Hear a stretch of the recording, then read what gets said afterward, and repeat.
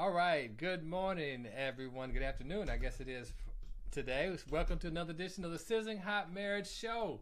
I'm your host, Joe Folletti Jr. Glad to be here with you today, along with my co-host, Dr. Saitik Davis. Good morning. Good morning. Good morning. Whoop, whoop. Good morning. Good morning. Good afternoon. I guess it is good afternoon. I don't know why I'm thinking it's morning still, but today is moving by fairly quickly, so we should be pretty into the afternoon already, especially on the East Coast. Absolutely. So what's happening, Dr. Davis? What's going on in your life these days? It's always a great day to be alive, right? Always a great day to be alive. I tell you, there's so much going on in love, and marriage and relationships. It's so interesting to see your kids grow up and become adults, and watching them make decisions. And sometimes you got to bite your tongue. It's hard. You just got to keep your mouth shut. Do you know what I mean?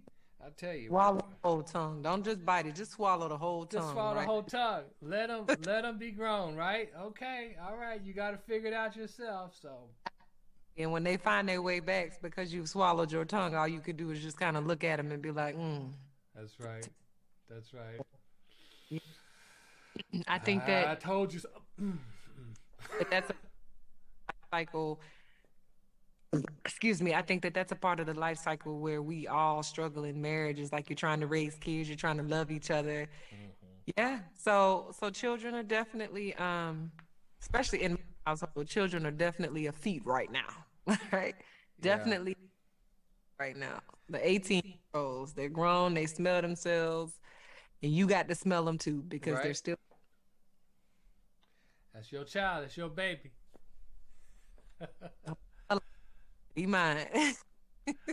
Yes, sir. Yes, sir. The joys of parenting, the joys of living life with your kids is just as eventful as living life with your spouse. That's the way it is. Well, here on the Sizzling Hot Marriage Show, it's all about helping you with your marriage, and everybody can have a sizzling hot marriage if you want one. You just have to do the work. You just got to do the work. We're so excited to be a part of seeing so many couples transitioning from a miserable marriage to a sizzling hot marriage. Isn't it a wonderful experience to watch this process happen, be a part of the transformation? Yeah, I mean it's whew, can't even put it into words. I mean, to see people like I can't stand you, you can't stand me, I can't stand you, and to see them embrace each other with grace, to see them embrace each other with love, you'd be like, man, this is possible. Yeah. Possible, like it's happening. Yeah. It's happening. It's happening. Yeah. Well, I'm glad to be part of it, and like you said, I think last week, how good it is to be a part of this, because it's so helpful for your own marriage, and just reminders of the things you need to do in your own marriage. You know what I mean? Mentioned biting your tongue earlier, and I said swallowing your tongue, man, and using that in your marriage, like having that self-control you spoke of on, because that's the difference between peace and pride, Right. is being able to hold your tongue, being able to hold your mute. Know when to hold them and know when to fold them, right? All right. Well, look, we have a great interview today with Keisha Bryan, and she's works with women in a special way, and so we want to take some time and give her some time today. So let's take a moment and tune in with Keisha Bryan. All right. We'll be back afterwards and talk about her a little bit. All right. Okay.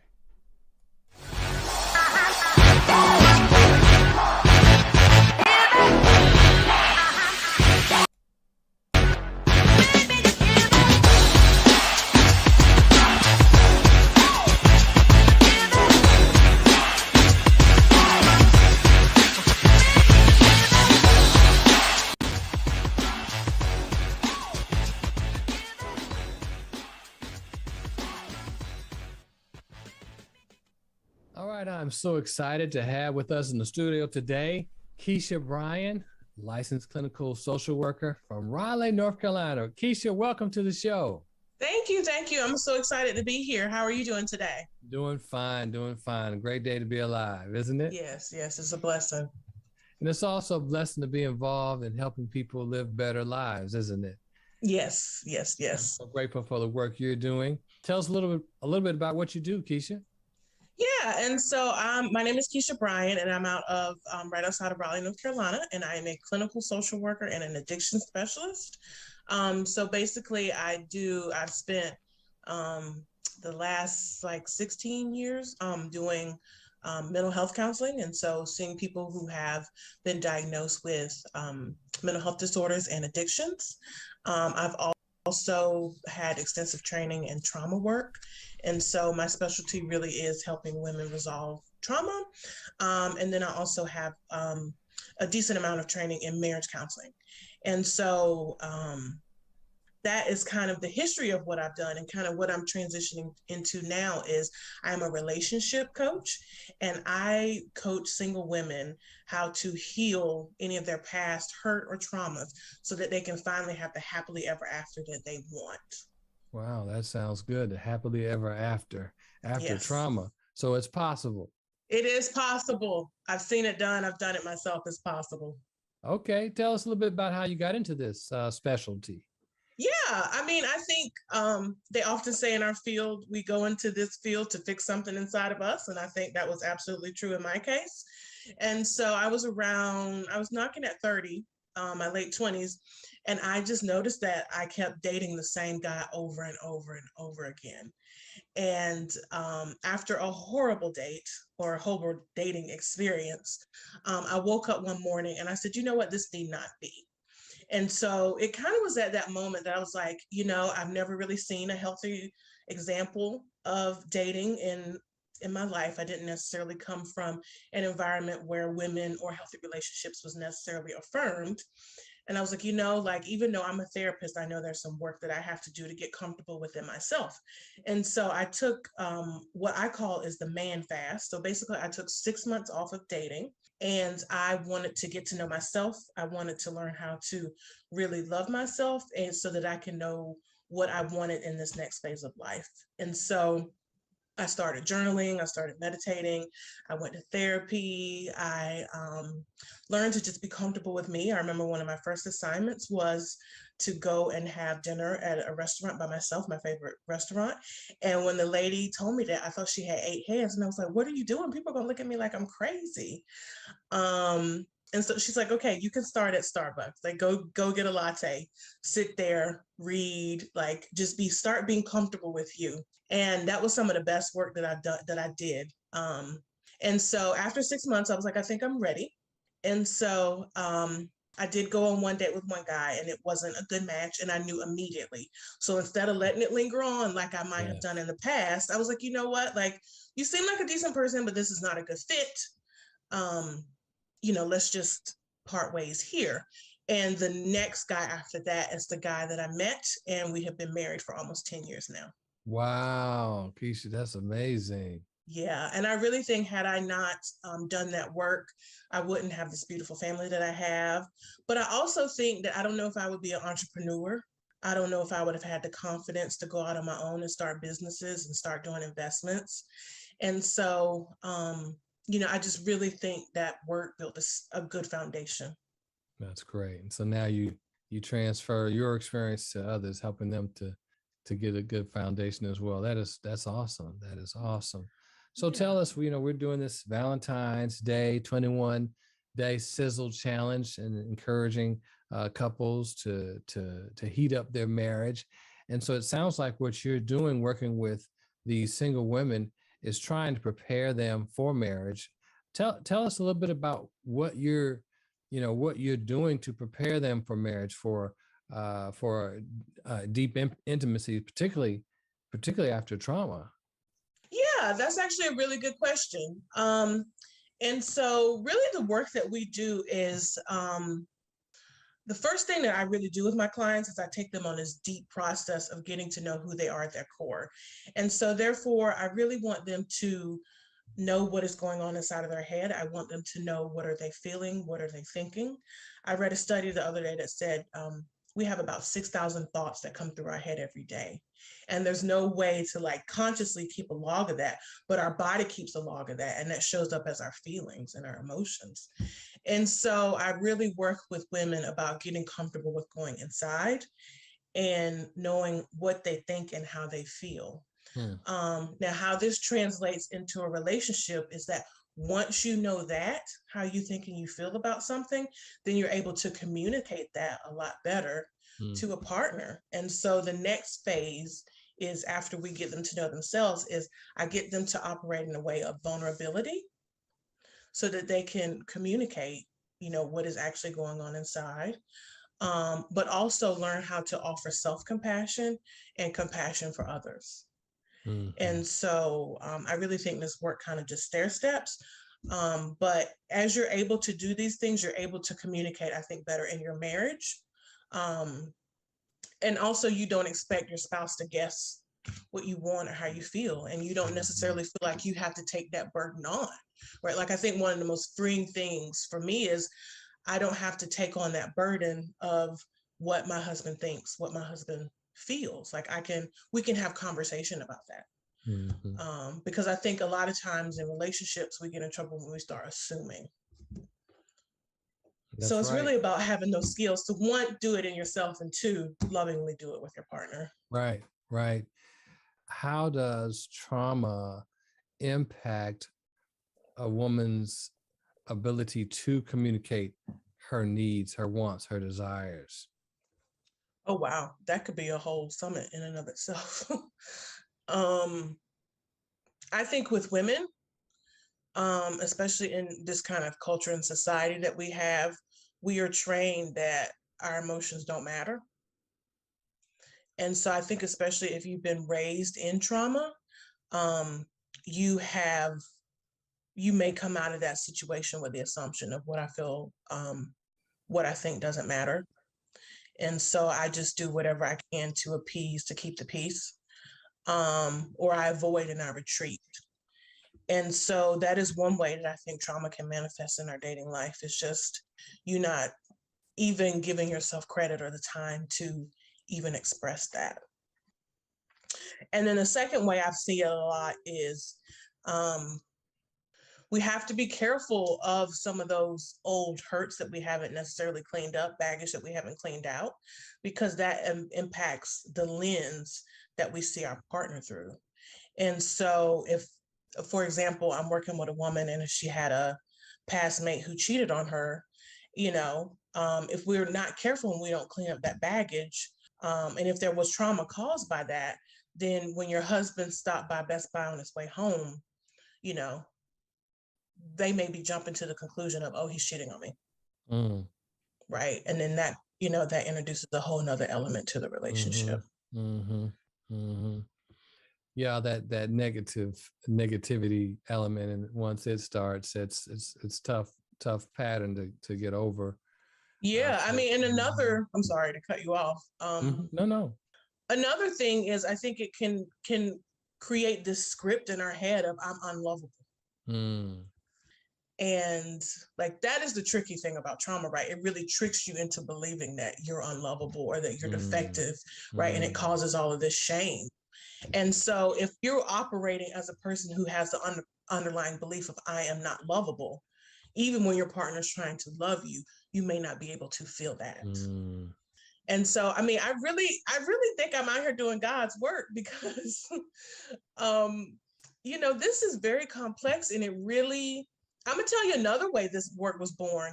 I have done some marriage counseling, and I've thought, like, man, if I could have just worked with you for like 6 months before you got married, y'all wouldn't even have this problem. Yeah.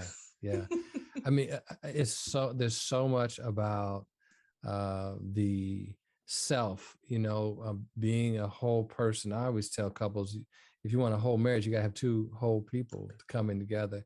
And so when you haven't done the work on yourself, and you've been splintered and torn from your youth, maybe, it's hard to, you can't come together as a whole. And so you got all these self-esteem issues, got all these hang-ups.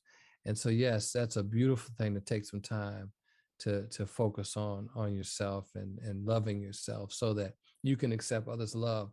Yeah, hey, I'm right there with you. I'm in my second marriage now. My first marriage, I had a very similar situation. My wife had been through a lot of trauma, and so no matter how no matter how much I did to love this woman, it just wasn't enough because she didn't feel like she was lovable, and so it really is a wonderful work. It is a definite wonderful work that you're doing with women to help them prepare for a sizzling hot marriage. That's awesome. So now, when women, so what do you tell women? Um, the secret to building intimacy with their husband when they get married. What do you tell them is the secret of building and maintaining intimacy? I think the secret to maintaining intimacy is vulnerability. And vulnerability is something that you have to be comfortable with. It is something you have to practice. But vulnerability really, I believe, originates with trust in self first. That even if I show this person my heart and I love this person and I know that they are, the right one for me. Even if something happens, I know I'm still here for myself. And so I really do think that the birthplace of vulnerability is that trust within yourself. And so I really do think by going through a process similar to what I went through is the number one key of being vulnerable. Now talk about vulnerability. What do you exactly mean by be vulnerable? Yeah, I mean, that's I think it's so special. It's hard to even put like English words into what being vulnerable is, but it's, just letting your partner or showing up in the world as your authentic self, right? Just feeling like, you know what, I don't have to, my representative does not have to show up in this moment. Okay. I can show up as my true self, flaws and all. Mm-hmm. Mm-hmm. And I can be comfortable in that. And then also on the flip side, I don't want to see my partner's representative. I want to see my partner's true self, right? Like I want to be able to talk heart to heart with them. So the opposite of vulnerability is a mask, is kind of not, you said the representative, use that word, your representative, this person you want to represent you, but it's not you. Right. I mean, and I think, that's we deep. all have different parts, right? Yeah, And so yeah. we all have different representative parts, right? We have parts that show up at job interviews Right. that don't necessarily show up when you 3 years in the job, Or the marriage. or the marriage. And our self changes. Like, there's a narrative that just drives me crazy of, we almost villainize change and growth. Like, oh, this person changed on me. But a part of vulnerability is communicating those changes to your partner. And hoping that you all can grow together. So. Yeah. The key is really, I love it, just being showing up as your true authentic self. That is phenomenal. There are skills that they're communication skills that women need to talk to men as they show up as their true authentic selves. What do you tell women? What skills do you try to build within them, in particular as they are learning how to talk to their man? Yeah, I mean, I think the biggest skill we can offer is compassion, empathy. Wow. And like I said, those things are practice. That is a practice, right? That is a choice, but that is also a practice. Now you're gonna have to define compassion and empathy. Those are hard words to define. Keisha's version. Yeah. Compassion to me is my ability to offer grace, kindness, and empathy flaws and all. Compassion is seeing that somebody may have done something that you didn't agree with, but still seeing that they tried, right? Compassion is me telling my husband, can you cook dinner? And if he does fries and chicken nuggets, me not saying, can we have a vegetable? Like, did you not even think to put a vegetable? Like compassion is, he tried. Next time I should specify it. But I see his effort and I see him wanting to help me because I'm spending evenings seeing clients or building a business, right? And so that's why I say it is a choice and it is a practice. But if you really do get into a compassionate way of thinking and even do this with yourself, I think the first way to practice is to be compassionate with yourself, right? But if you really do this, like, the world won't feel so heavy. Yeah. So it's kind of like we all have, and I'm kind of going back to the representative. We all have this image, this imagination of what the world wants to see, and of what's right, quote unquote, right. And so there's this judge within all of us, and some of us are a little more verbal and vocal with our inner judge and come out with it.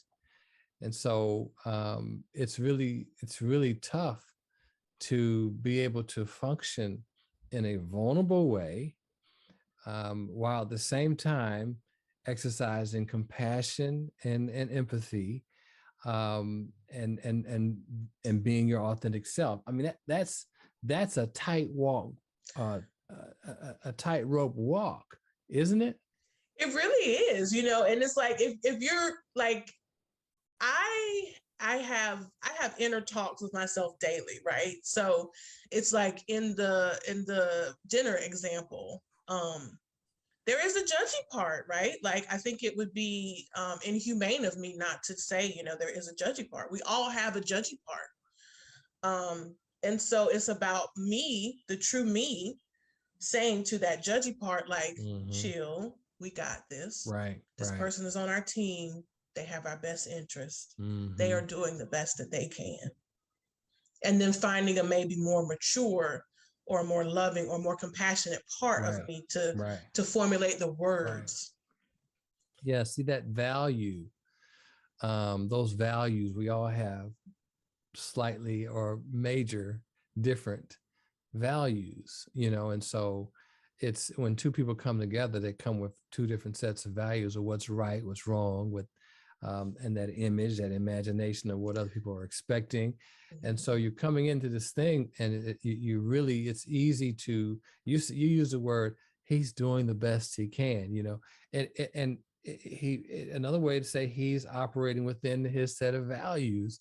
And so it really is quite, I use the word not chauvinistic because we're talking about women that usually is ascribe kind of how we ascribe to men. But what is it when you think you know everything? You think you're kind of almost like a superiority kind of thing. Yeah, that my values are more important than yours, and I have to teach you. Right. And I think a lot of times, and I would imagine that coming from a traumatic background, which is really hard. It's a hard life, a hard experience. And so it may even harden you some and create some very, very limited values, if you please, not very open, you know what I mean, to different values. And so I would imagine that someone with trauma, with abuse history, will come into a relationship with pretty narrow in right and wrong. I mean, I don't know if what you do this all the time. What do you think? Yeah, I mean, I think one of the things that I love about my work is when I actually get to teach women what healthy looks like.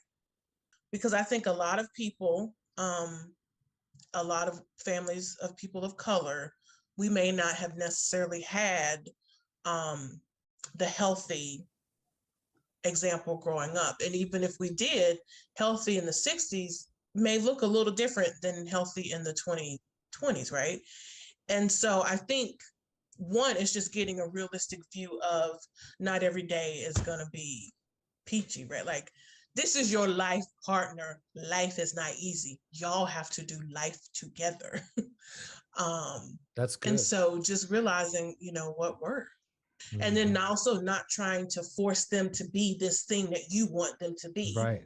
Just allowing them to be who they are. Mm-hmm.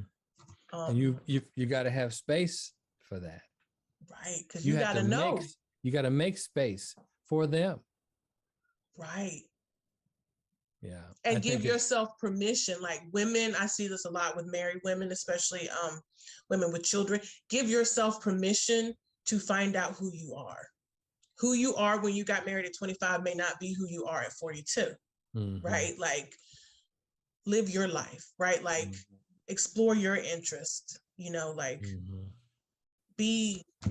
find yourself. Be somebody, right? Have your life. That's right. That's right. While respecting him, by respecting his life. Yeah, there's a way to do both. I think the key to happiness is finding that out. And we have a young child. And so our child has gotten a little older. It changes in every season of life, so. That's beautiful. Wonderful. Thank you. Great interview. What do you have? You have anything? Well, first of all, everybody's issuing a challenge, an intimacy challenge. This is Valentine's Day opportunity to boost that love meter in the marriage. And so what challenge would you like to extend to couples today, or to women today, to deepen their intimacy with their mates? What challenge? I think the challenge that I would love to issue to all women, regardless of relationship status, is find 10 minutes for the next, I would love to say 21 days, but that may feel like a lot. So even the next 7 days, to just sit with yourself and realize what chatter is going on in your head, to really go in internally in a non-judgmental way and journal or meditate and just see what is going on. Because a lot of times, especially us women, we're going from thing to thing to thing to thing, right? And it's 10 o'clock at night and the kids are in bed and you're exhausted.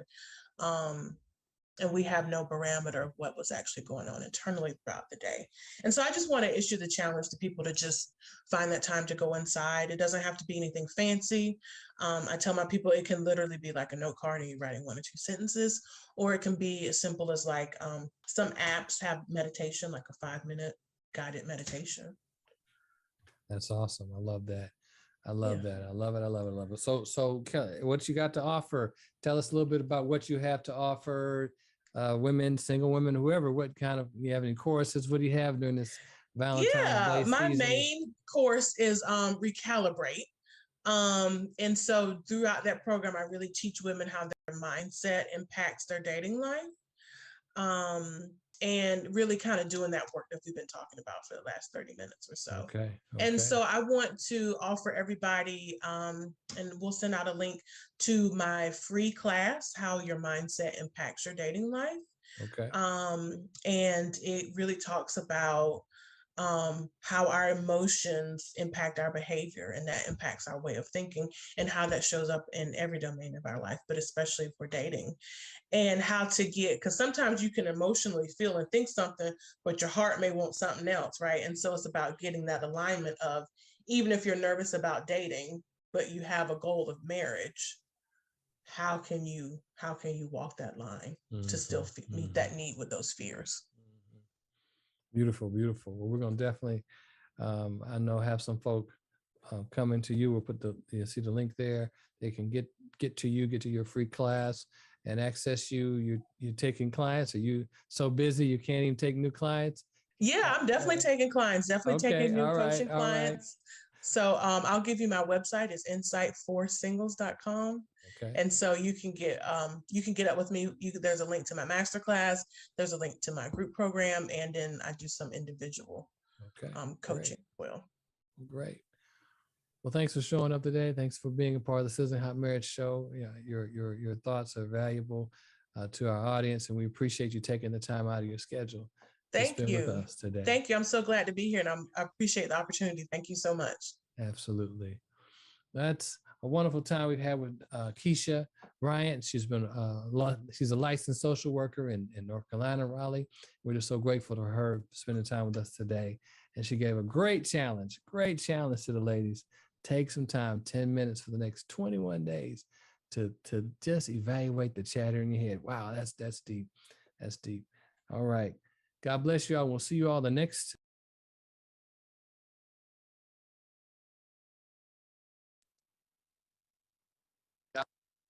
What do you think about that, Dr. Davis? That was awesome, wasn't it?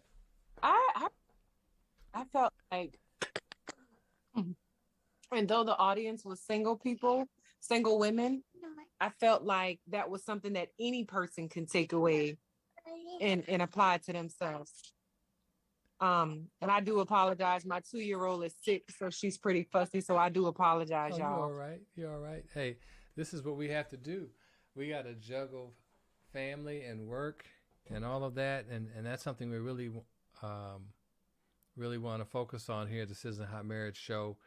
Is that juggle? Is making it happen? I mean, how do you do it? You know, you you got a newborn baby in your lap. You got a 2-year-old is sick, and you're trying to get your hours in. So how tell me, how do you do it, Dr. Davis? Hanging with, I mean, I think it's so hard, Joe. I'm not even gonna lie, but I think having someone that realizes that it is hard and that's patient, because I wouldn't imagine being able to still do what I need to do, having had to work for somebody else. So, um, so with that, I'm always just grateful that you do understand the struggle, like you do understand how hard it is, and you do have grace. Yeah. But she said so many good things, and I was just lighting up the chat Hold on, because don't go too fast on that. Don't go. Coming back. We're coming back to that. But I just back to what you said. You just said something really important about juggling and managing your professional life and your family life. And number one, you said it's hard. It's hard. And then number two, I heard you say that I appreciate that I have some flexibility. That if I had to do that 8 hours a day straight up in my boss's face, that would be a different situation. And so I think that's really important note for a lot of people to recognize that sometimes you do have to create that flexibility in order to be able to juggle effectively. Don't you think? I mean, I don't know. I know some people can't. I mean, 8 hours is what it is, but I'm thinking that there is something to say about creating some flexibility for yourself. In fact, I heard that a lot of people have left the workforce. A lot of women have left the workforce and are not returning because they need this flexibility for their families. Absolutely. So anyway, what are your thoughts about that? I just didn't want to rush off too quickly from what you were saying there, because that was powerful. I think there's definitely some truth to that, in that without flexibility, like, it's impossible. Without patience, it's impossible. Without a support system, it's just not feasible, to say the least. And so, applying that, and it's so crazy how everything we do on this show, be it technical issues, be it stuff not working, it all has somehow aligned with the things that can happen in your marriage that you just cannot control. You're trying to be great, you're trying to love your spouse, but then you have your kids crawling all over you that are sick, because COVID-19 doesn't discriminate. And then you're still trying. You have babies vomiting. You know what I mean? So literally. so yeah, man, just flexibility and grace, and just understanding that you can only do what you can. And one of the things that Keisha said is just being like, credit for just a little bit, and maybe next time specifying it, like, hey, we got this show, can somebody come watch the girls at this time? You know what I mean? Right. And so yeah, not to jump from that, but again, like she said so many things. Yes, like, she did. even though I'm not a single woman, like, I can apply that to myself. Like 10 minutes a day, I don't get 10 seconds. Right. And so that you see yourself not being able to unprocess, not being able to unpack because you're always moving.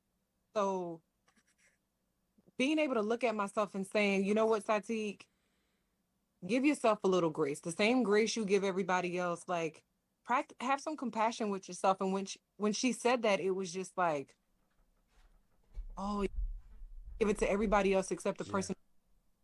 So yeah, most definitely. Yeah, we can carry around a really heavy load.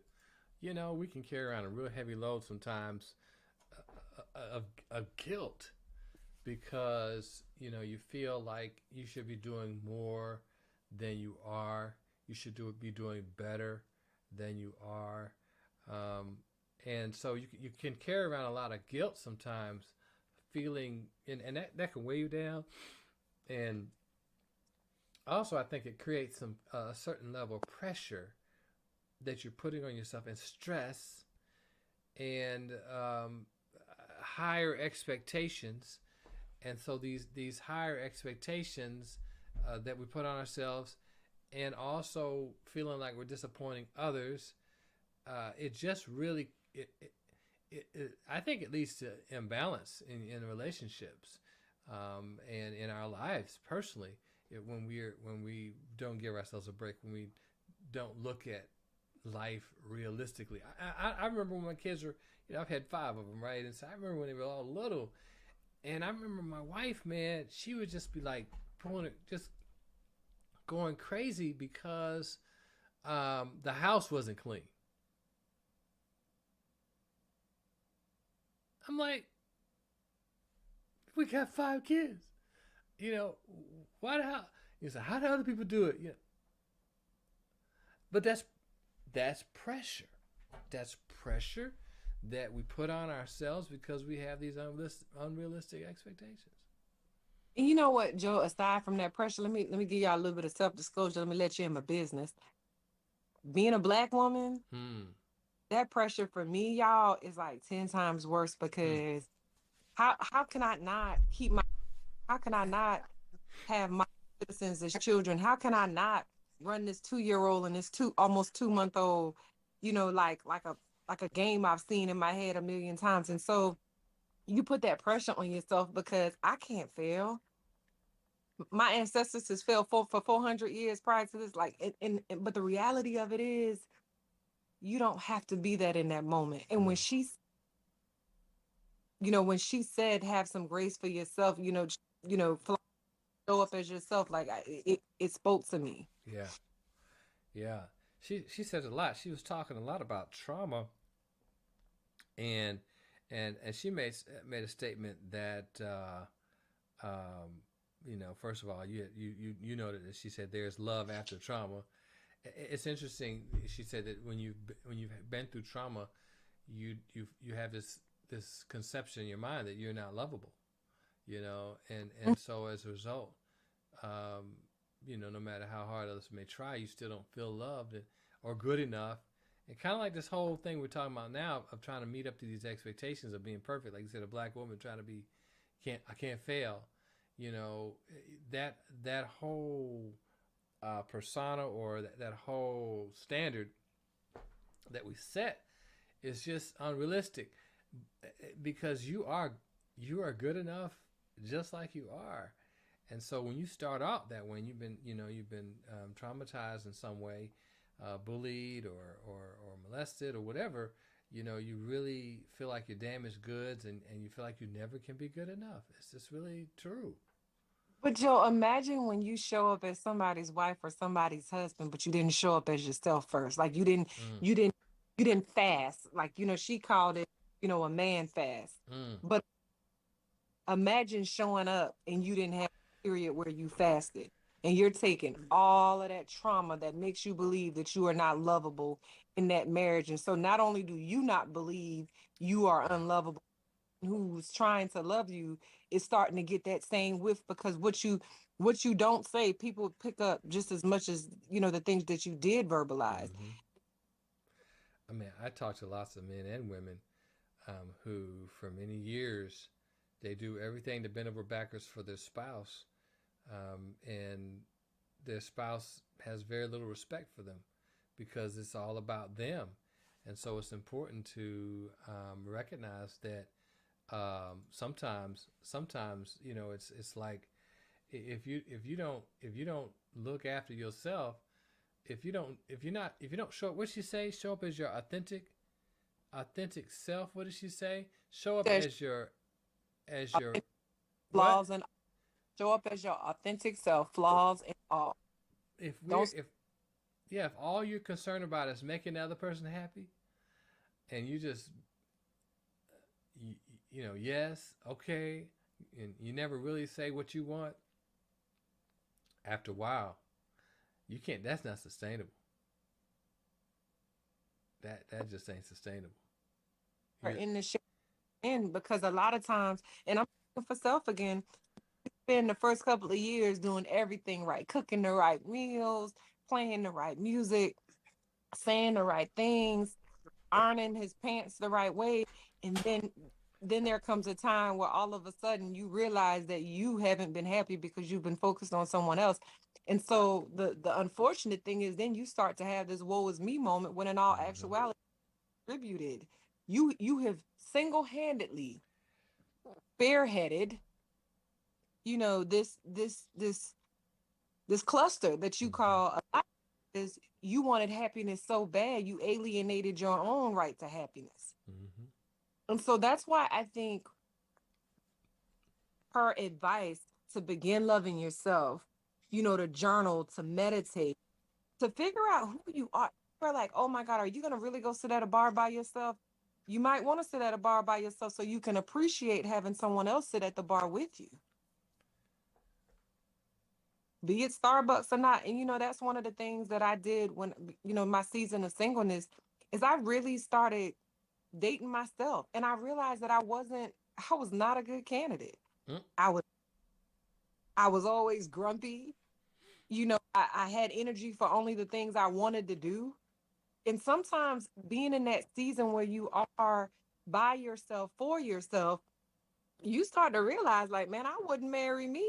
mm. I wouldn't date me. But it takes some real soul searching to be at that place where you can be honest. Like, you know what? I smell. Mm, And in a literal sense. mhm, And so I mhm. think that fast will do for anybody. It's like, who am I showing up at?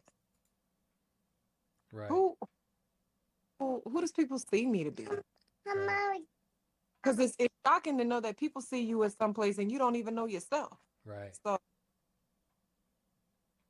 right. That's all right. It's like we really have to, um, we really have to show up as our authentic selves and claim our voice and speak our truth and and negotiate. You see, you can't negotiate the terms if you don't show up. There's no negotiation. You can't have everything your way, but neither can your spouse. You've got to be able to say, "Hey, this is what I want. This is what I like," and there has to be some give and take. It's got to be, or else it ain't gonna work. You can't sustain that, and it's unfortunate. I see so many couples after so many years of living that way.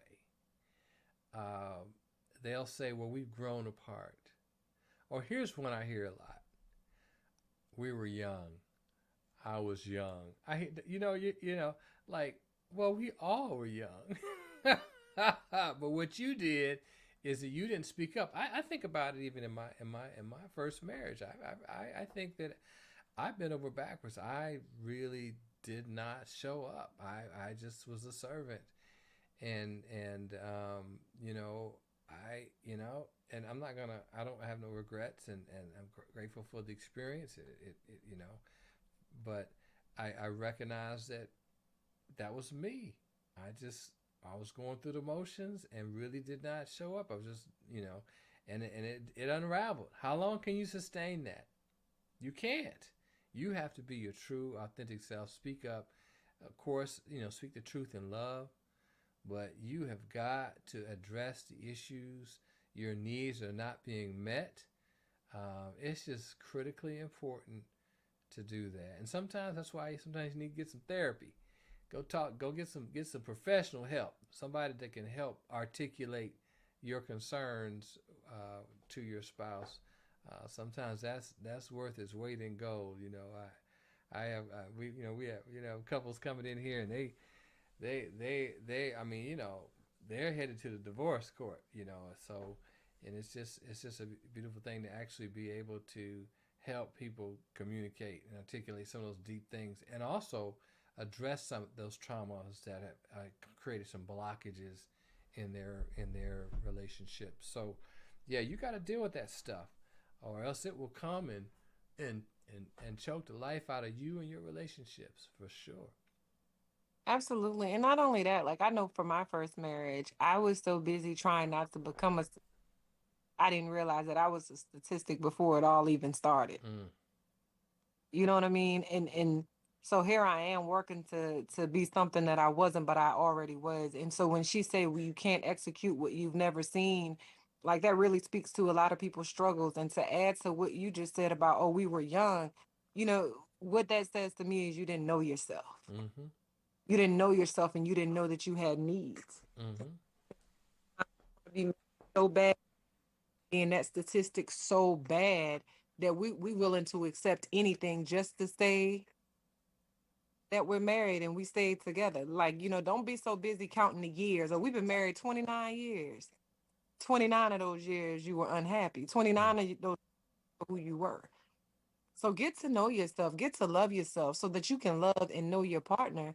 And when you have that conversation about you being married for 29 years, it ain't just a number that you're trying to encourage other people to meet, but it's a feeling. Mm-hmm. Mm-hmm. Yeah. So true. So true. So yeah, so if you want a sizzling hot marriage, you have got to show up as your true, authentic self. You cannot send your representative, the person you want to look like. You got to be your true self, so your spouse can deal with you and have to address you. And it's interesting, this marital journey. It really is. Listen, this has been a great another edition of the Sizzling Hot Marriage Show. It's really been enjoyable. Thank you, Keisha, for your great interview, and we're going to continue this process on. I've got lining up some great speakers and stuff. We're excited about having different people show up and share about their marriage and about marriage and relationships and even single life. So even some good stuff there.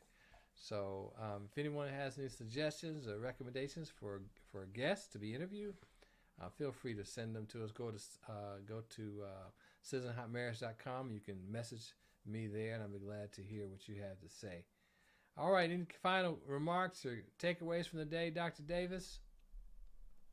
Show up as you. Don't trick somebody, but most importantly, don't trick yourself. That's right. That's it. Show up as you. Good stuff. All right, folk. Well, it's been another wonderful day at the Sizzling Hot Marriage Show. We'll see you guys tomorrow, Lord willing. Stuff be happening. We missed the last couple of days because stuff be happening. But that's the way it is. We're gonna get it. We're gonna get it together one of these days, Dr. Davis, ain't we? Like marriage. Some days we on, some days we off. But That's we it. always trying, ladies and gentlemen. We always trying. All right, God bless you, and may you have a sizzling hot marriage. Bye.